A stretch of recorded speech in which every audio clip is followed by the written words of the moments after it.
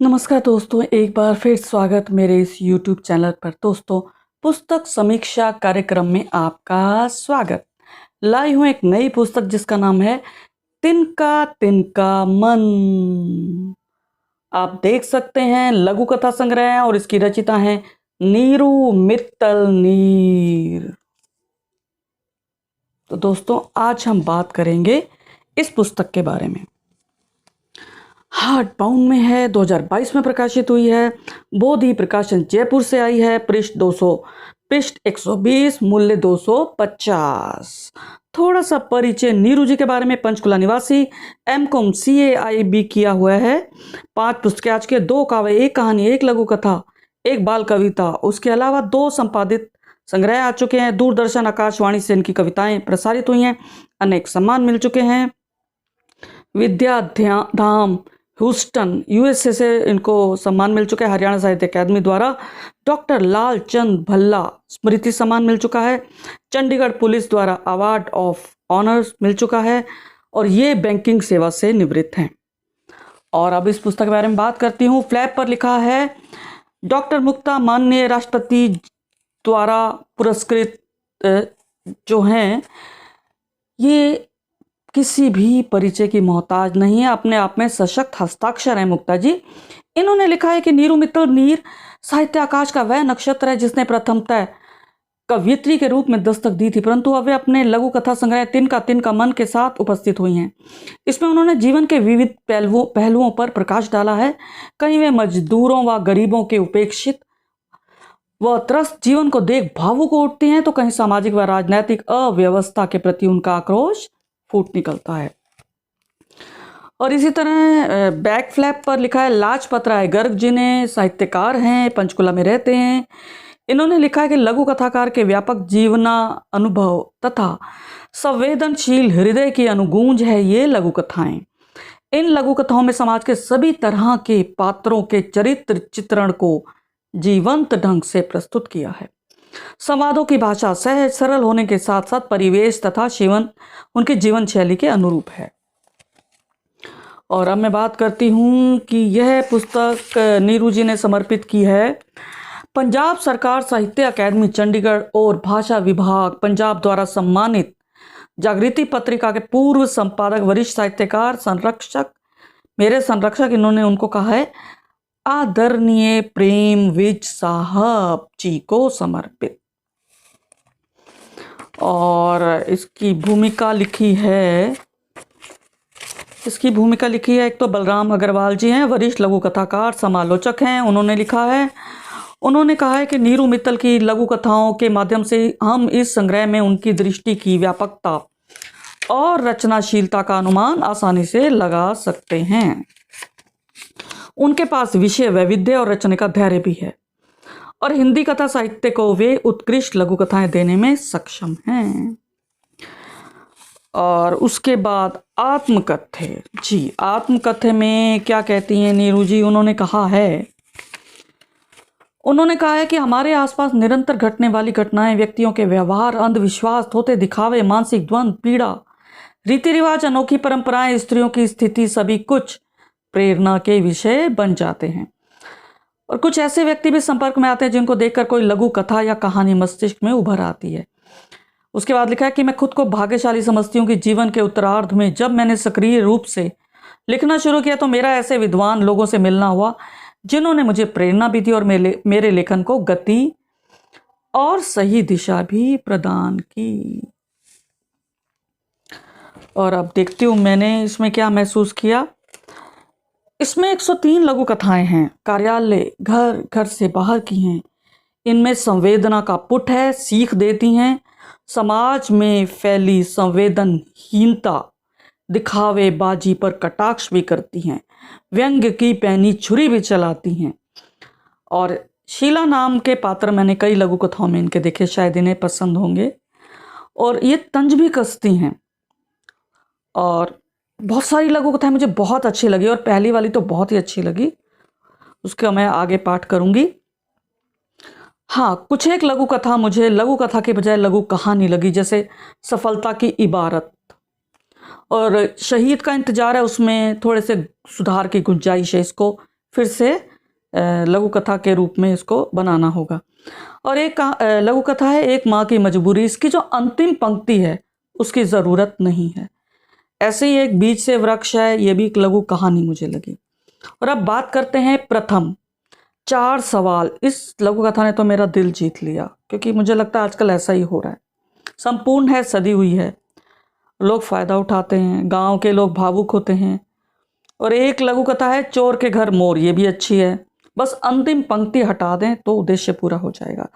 क्योंकि देखिए, जब हम लघु कथा लिखते हैं, आपको मालूम ही है लघु कथा लिखना बहुत एक सावधानी पूर्वक लिखा जाना चाहिए। लघु कथा को एक सावधानी पूर्वक एक कार्य है ये, क्योंकि हमारे पाठक जो हैं वे अपने आप में विद्वान हैं।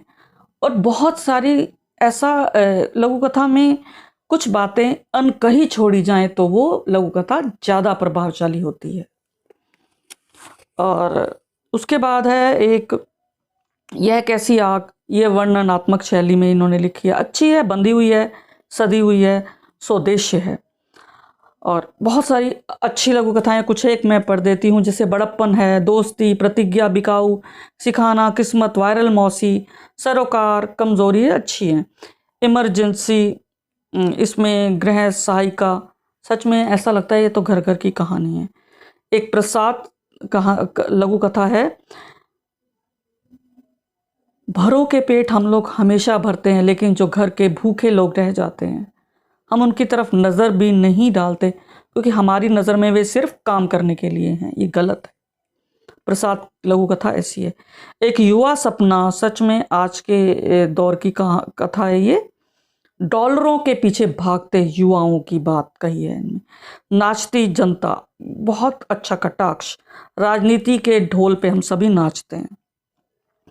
यज्ञाहुति, इसमें थोड़ा मुझे काल दोष लगा। इसके अंदर अगर एक पंक्ति को उठाकर शुरुआत में रख दिया जाए तो बहुत अच्छी बन जाएगी, क्योंकि कई बार क्या होता है हम अपनी बात कहते हैं, उसमें काल दोष को ठीक करने का तरीका यही होता है कि बीच में से कहानी को उठाया जाए, उसके बाद अतीत को उसके साथ जोड़ दिया जाए और वर्तमान में फिर से आ खड़ा हुआ जाए।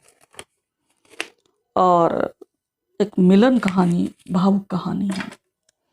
तो ये थी समीक्षा। और अब मैं पढ़ती हूँ 2 कहानियाँ, लघु कथाएं पढ़ूंगी 2। 4 सवाल। प्रथम लघु कथा। बीटेक करने के पश्चात ललित गांव में खेती करता रहा, जबकि उसके दोस्त शहर में बड़ी नौकरी करने लगे। सभी मित्र आपस में संपर्क में थे और गांव आने पर ललित से मिलते जुलते, उसके घर खाना खाते और कभी सो भी जाते। एक बार किसी कार्यवश ललित को दिल्ली जाना पड़ा। राजेश को फोन पर अपने आने की सूचना दी तो उसने पूछा, कब आ रहे हो? परसों। क्या काम है? इसका संतोषजनक उत्तर दे दिया गया। कब वापस जाओगे? काम खत्म होते ही चला जाऊंगा। कहाँ ठहरोगे? ललित अनुत्तर ही रहा, क्योंकि वह तो राजेश के घर रुकने वाला था। उसने क्या बोला, देख यार, मैं तुझसे मिलता जरूर, परंतु मेरे डिपार्टमेंट की एनुअल ऑडिट चल रही है और मैं 1 मिनट के लिए भी ऑफिस नहीं छोड़ सकता। कोई बात नहीं, अगली बार जब तू आएगा तो हम जरूर शाम इकट्ठे बिताएंगे। ललित का दिल टूट गया। अगली बार उसे मुंबई जाना हुआ और अपने दोस्त जहीर को फोन किया। उसने भी सीधे 4 सवाल दागे। कब आ रहा है, क्या काम है, कब वापस जाएगा, कहां रहेगा? और इस बार ललित ने आवाज नहीं आ रही, लाइन में गड़बड़ है कहकर फोन काट दिया। बस यही लघु कथा का उद्देश्य पूरा हो गया। और अब मैं आखिरी लघु कथा पढ़ती हूँ इस संग्रह की, मिलन। सरदार गोपाल सिंह की आंखें सामने के बड़े से फाटक को देखकर पथरा रही थी। लोई से बार बार आंखें पोंछता वह पुरानी बातों को याद कर बचपन की गलियों में भटकता रहा। बड़ा भाई बलराम अपने हिस्से की बाजरे की रोटी पर खूब सारा घी और गुड़ मलकर गोपाल से कहता, ले हुन खा तू, इतनी स्वाद हो गई है कि तू उंगली चटता रह जाऊंगा। और सच ही इतनी स्वाद रोटी उसने इसके बाद कभी नहीं खाई। बड़ा भाई लंबा होने की वजह से उछलकर कोई कटी हुई पतंग पकड़ लेता तो वह रो रोकर बलराम से पतंग लेकर ही मानता। बचपन में उसे हमेशा छोटे होने का फायदा मिला। उसने उठाया और बड़े ने अपना बड़प्पन दिखाते हुए उसे अपने हिस्से की चीजें भी दे दी, लेकिन किस्मत को उनकी जोड़ी मंजूर नहीं थी। 1947 में हर गली मोहल्ला आग उगल रहा था तो वे लोग जान बचाकर फैजलाबाद से अमृतसर जाने वाली गाड़ी में बैठने लगे तो बदकिस्मती ने अपना पंजा फैलाया। धक्का मुक्की में बलराम का हाथ बाबूजी के हाथ से छूट गया।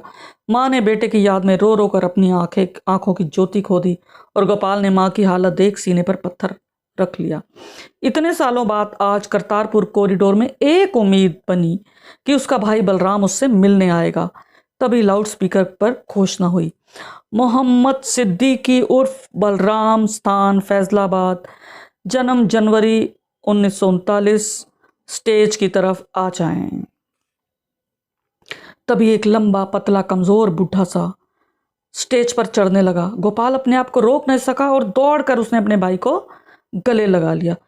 तू तो चाचे वर्गा लंबा निकल आया है ते तू हू बहू बाऊजी वर्गा लगदा है वीरे, मैं तेनू ही लब रहा, कित्थे खो गए सी तुसी सारे। वो कहता है, वीरे असी नहीं तू ही गवाच गया सी, बापू तेनू हर थां ढूंढदा फिरिया, बेबे तेरा ना ले ले के रो रो के अन्नी हो गई सी। बस फिर दोनों भाई फूट फूट कर गले लगकर रो पड़े।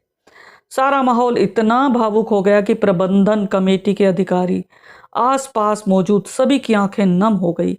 खुशी में लड्डू बांटे जा रहे थे और वे दोनों बचपन की यादों में खोए फिर से बच्चे बन गए थे, फिर से बच्चे बन गए थे, फिर से बच्चे बन गए थे। तो मित्रों, मुझे उम्मीद है आपको लघु कथाएं अच्छी लगेंगी। तो शुक्रिया दोस्तों, फिर मिलेंगे अगली कड़ी के साथ। तब तक मुझे आज्ञा दें। धन्यवाद।